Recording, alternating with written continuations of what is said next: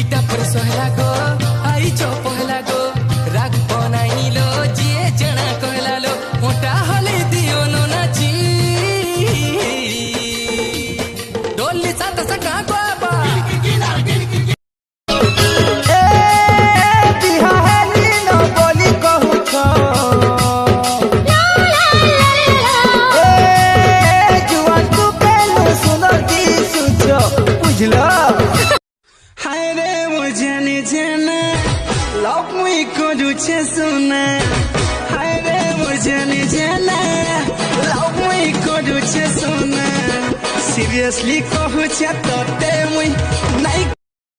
तुई करबू बोले करी पका कुटुम मोर गन्हा नहीं करे कुटुम बुआ का करी आमर गाँटी गुटे पिलाटे गुटे सुंदर टुकल बिहा होतिला जे कंता ला जिंचू बिहा हेबार आगरू हे टुकल कनी और गुटे पिला के भल पाउथुला हेता तो फेराल हेदला बलसन हे पिला आगरू गुड मॉर्निंग मैसेज करसी अरे देख ले कैसी है मोर गाने पपी दे कैसी धन गो बहे